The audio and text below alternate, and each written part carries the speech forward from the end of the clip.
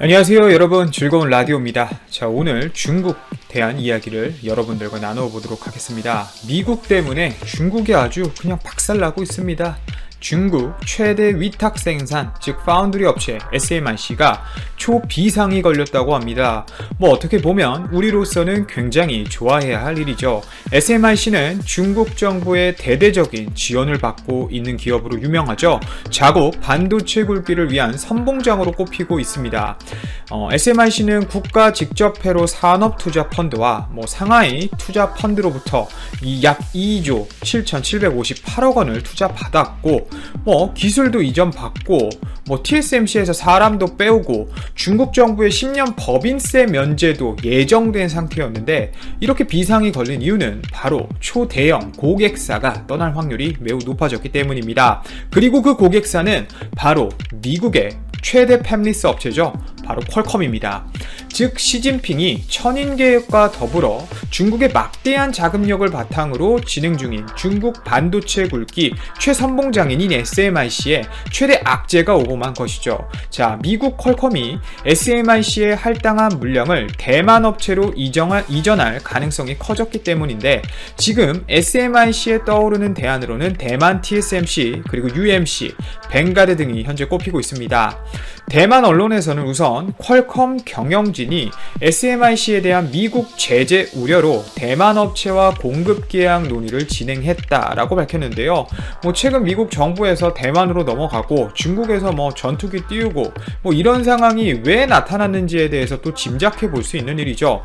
지금 이게 SMIC에게 얼마나 악재냐면요, 여러분. 이게 우선 퀄컴은 SMIC의 3대 고객사 중 하나입니다. 3대 고객사 중 하나예요. 심지어 SMIC 매출의 전체 약 13%를 차지하는데요. SMIC는 현재 28나노미터, 14나노 공정 기반으로 퀄컴의 저가형 AP 등을 생산하고 있었습니다. 하지만 앞서 미국 행정부가 SMIC를 거래 제한 기업, 즉 블랙리스트에 올릴 수 있다는 소식이 전해졌죠. 그리고 제가 말씀드린 적도 있습니다. SMIC가 자국 국방부와의 협업이 추정된다는 이 이유에서인데요. 특히 화웨이의 칩을 TSMC가 삼성전자가 생산하지 못하니 화웨이의 칩을 중국에 의해 수주할 것이라는 이야기도 많이 나오고 있었죠. 이 소문이 나오자마자 바로 그냥 미국이 또 저격을 하고 있는 겁니다. 얼마나 똥줄이 탔으면 또 생산 안 하겠다고 밝혔었죠. 화웨이가 미국 제재로 어려움을 겪는 가운데 SMIC는 바로 미국의 뜻을 따르기로 발표했었죠. 자, 최대 고객사 화웨이와 거래를 이어갈 수 있도록 미국 상무부에 승인 요청서를 제출했는데, 미국 정부를 절대 자극하지 않겠다라는 이런 조치인 거죠. 지금 SMIC가 얼마나 벌벌 떨고 있냐면요. SMIC는 실제 미국 어플라이드, 랩리서치, K-ray 등의 장비를 사용하는데, 미국 제재가 현실화되면 생산 라인은 전면 중단될 수밖에 없습니다. 당연히 미국의 눈치를 볼 수밖에 없는 구조죠. 즉 미국이 중국 반도체 흔들기에 나서면서 SMIC도 최근까지 얘기 크게 없었지만 절대 자유롭지 못하다는 겁니다. 화웨이 때문에 현재 중국 반도체 업체들뿐만 아니라 디스플레이 업체들도 상황이 좋지 않습니다. 중국 BOE의 소식이 최근 들려오고 있는데요. 품질 문제로 아주 이슈가 되었던 BOE인데, 이 BOE가 애플 문을 다시 두드리려고 합니다. 최대 고객사 화웨이가 미국 제재로 흔들리면서 대안을 마련하는 차원인 것이죠. 자, BOE는 다음 달 출시 예정인 아이폰 12 시리즈 패널 테스트를 다시 받을 예정이라고 합니다. 상반기에 수율 이슈 등으로 최종 테스트를 통과하지 못했고 초도 물량 납품에 실패했던 이력이 있는데요. 또 웃긴 게 얘는 애플에 납품도 못하면서 애플을 위한 전용 라인이 있어요. 애플 전용 라인으로 구축한 이 B11 그리고 B7도 재도전할 방침이라고 합니다. 매냥 공장과 청도 공장인데, 사실 방금 말씀드린 이 B7 청도 공장 같은 경우는 화웨이 등 중국 업체를 주력으로 하는 생산기지입니다. B11 대비 수율이 3배에서 4배까지 높은 것으로 전해지는데, 결국 이 말은 좋은 패널들 여태 화웨이에 다 주려고 청도 공장에 많은 것을 해왔었으나, 내년이면 화웨이의 스마트폰 판매가 박살날 것 같으니 여태 인력 빼왔고 돈 투자해놓은 것 거 생각해 놓으면 라인을 절대로 놀게 할 수 없기 때문에 애플의 바지가랑이를 잡고 있는 거겠죠. 자, 그런데 미국이 여태까지 해온 상황을 본다면 과연 애플이 중국 디스플레이 제품을 쉽게 쓸 수 있을까라는 생각도 분명 필요가 있습니다. 우선 중국 BOE의 제품 납기 계획인데요. B7이 이달부터 애플과 테스트에 돌입하면 이르면 연말 내에 최종 결과가 나온다고 합니다. 샘플 제공, 양산 라인 점검 등의 과정을 거치겠고 최종 테스트까지 통과하면 아이폰 12 시리즈의 후속 물량에 유기 발광 다이오드 패널을 탑재할 수 있게 되는 것이죠. 그런데 또 웃긴 게 이 아이폰 신제품에 딱 들어가는 게 아닙니다, 여러분. 고장나면은 1년이 지나거나 문제가 생기면은 우리가 애플의 아이폰 같은 경우는 리퍼를 받는다는 표현을 많이 하죠. 리퍼 디스플레이가 따로 있습니다. 초기 품질에 분명 문제가 될 것임을 애플도 알고 있는 것 같습니다. BOE에서 생산하는 거는 리퍼용이에요, 여러분. 물론 이 리퍼 디스플레이만 통과하더라도 내년 아이폰 30 시리즈 공급망 진입에 어느 정도 수월하게 다가갈 수 있는 여지는 분명 생기겠지만 말이죠. 화웨이가 거의 미국의 눈 밖에 난 상황이기 때문에 BOE의 애플에 대한 구애는 앞으로도 더욱 심해질 것 같습니다. 하지만 품질 이슈 문제는 너무나 큰 문제이기 때문에 제품 스펙을 만족하지 못한다면 BOE는 더욱 안 좋은 상황에 직면하게 되는데요. 애플의 제품 테스트 실패뿐만이 아닙니다, 여러분. 삼성전자 또한 삼성 디스플레이가 아닌 중국 디스플레이를 어떻게 한번 써보려고 시도를 해봤었던 상황이 있습니다. 실제 BOE는 삼성전자가 내년 상반기 출시할 갤럭시 S 시리즈의 패널 테스트를 지원하지만 또 탈락했던 역사가 있죠.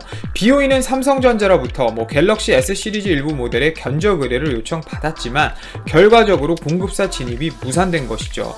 여러분, 중국의 디스플레이 기술력이 아무리 올라왔다고 한들 삼성전자 디스플레이의 성능을 따라올 수 없는 것이 현실입니다. 삼성전자 입장에서도 갤럭시에 들어가는 디스플레이 원가 자체가 사실 너무 높으니 중국 제품을 시도해 봤지만 결국 아무리 싸더라도 품질 자체가 절대 보증이 안 되기 때문에 초기 물량에 넣어서 팔게 되면 오히려 환불을 해주는 등 다 교체해 줘야 될 수도 있잖아요. 이러면 오히려 손해가 날 수 있어서 쓸 수가 없다는 소리인 것이죠. 특히 테스트하려고 가져온 제품에 중국 BOE가 얼마나 그 제품에 정성을 쏟아 부었을까요, 여러분? 그런데 이렇게 정성을 쏟아부은 디스플레이 패널에서도 납품 실패가 계속 나오는데 실제 대량 양상 시에 생길 문제에 대해서 우리가 이로 짐작해보면 애플과 삼성전자가 BOE 디스플레이를 쓰는 순간 이 두 업체들에겐 최악의 상황에 직면할 수도 있다는 이야기입니다. 화웨이 제재로 인해서 디스플레이 업체들 중에서는 아마 BOE가 가장 큰 타격을 입을 확률이 높고요.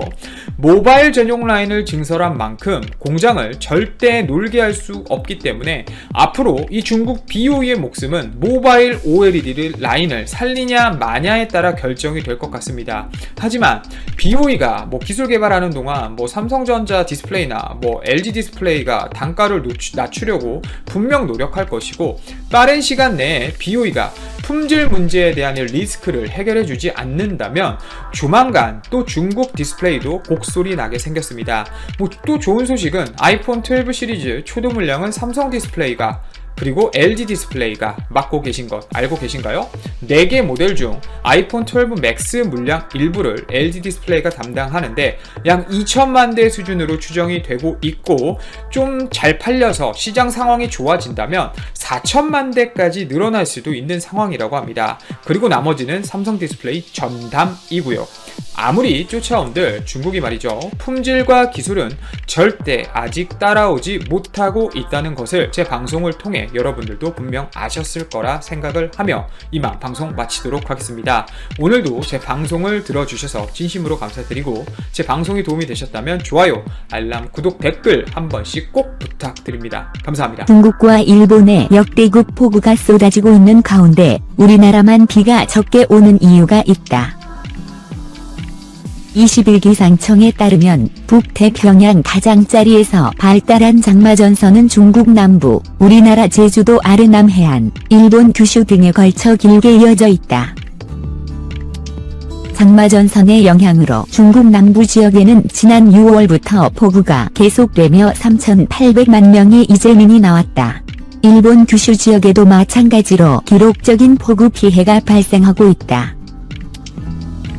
이와 달리 우리나라에서는 상대적으로 피해가 적었다.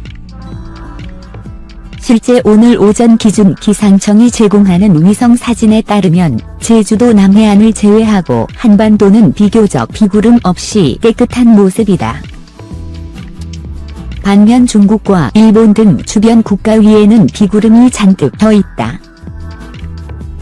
이는 시베리아 대륙에서 발생한 차가운 고기압이 장마전선을 밀어내 장마전선이 북상하지 못한 채 한반도 아래에 머물러 있기 때문이다.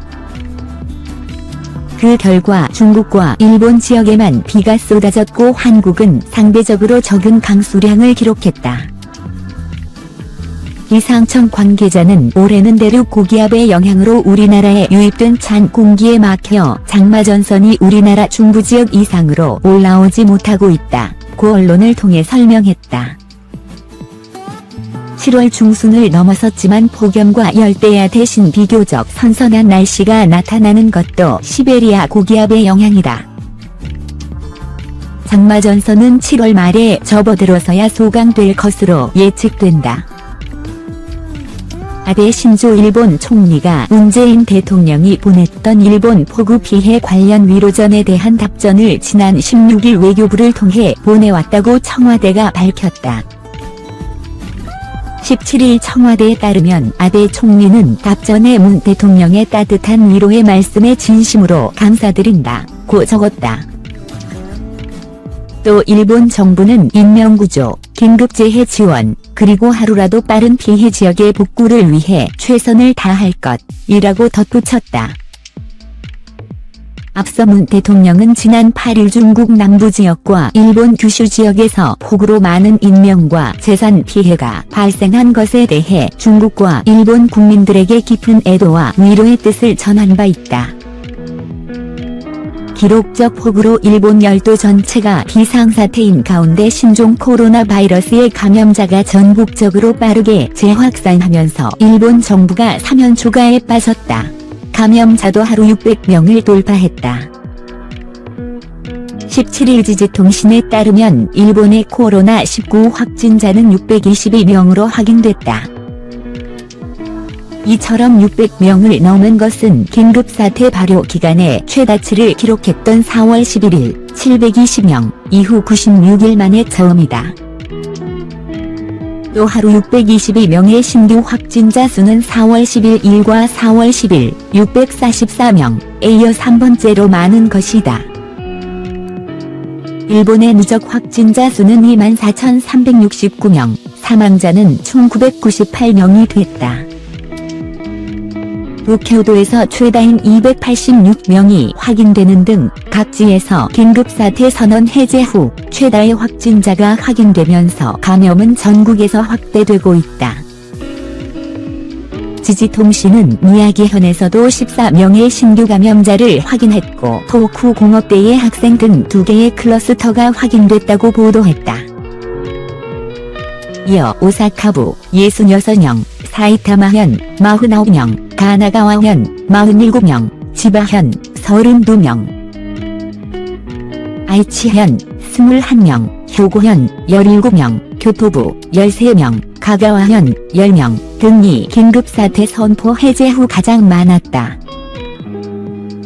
요시무라 히로후미 오사카부 지사는 기자단의 취재에 감염이 확대되고 있다 라고 위기감을 나타냈다. 북교도에서는 신규 감염자 가운데 20, 30대가 196명으로 약 70%를 차지하는 한편 40물개 60대도 67명으로 중장년층도 증가하고 있다. 일본 유흥가인 밤의 거리 관련은 67명, 감염 경로 불명은 137명이었다. 북교도에 따르면 보육원이나 고령자 시설 등의 감염이 가정 내 등의 2차 감염으로 연결되는 사례가 증가하고 있다. 고이케 유리코도 지사는 기자회견에서 세대적으로 확대를 보이고 있는 것이 염려다 라고 말했다. 일본은 코로나뿐만 아니라 집중호우로도 큰 피해가 발생했다. 이번 호우로 쿠마모토현의 쿠마천을 비롯한 복수의 하천이 범람을 일으켜 이 유역에서는 침수나 토사재해가 발생했다. 16일 12시 기준 전국적 사망자는 76명, 심폐정지가 1명, 행방불명자가 8명으로 집계됐다. 이번 집중호우는 200명 이상의 희생자를 낸 서일본호우로부터 불과 2년 만에 큰 폭우가 내린 것이라고 일본 동양경제 온라인은 보도했다. 코로나 바이러스의 재확산과 사상 초유의 재앙과 폭우로 일본 열도 전체가 씨름하고 있는 것이다.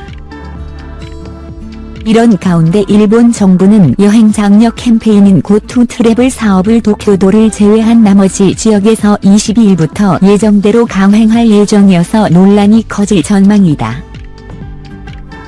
정부 예산 1조 3,500억엔, 약 15조 원이 투입되는 이 사업은 국내 여행 비용의 50% 상당, 1박 기준 1회의 최대 2만엔을 보조하는 사업이다. 그러나 최근 코로나19 확진자가 급증하면서 도쿄도를 비롯한 일부 지자체와 정치권에서 조기 시행에 반대하는 목소리가 커지자 정부 측은 일단 도쿄도에서 출발하고 도착하는 경우를 제외하고 시행키로 했다. 아베 신조 총리는 현 감염 상황을 근거로 판단했다며 도쿄도를 제외한 배경을 설명했다고 교도통신은 전했다. 하지만 일본 전국적으로 600명이 넘는 신규 확진자가 나온 가운데 코로나19를 재확산시킬 수 있는 여행 장려 캠페인을 강행하는 것을 두고 비판의 목소리가 커지고 있다. 절친인 트럼프 대통령과 아베 총리 비슷한 길을 걷고 있다.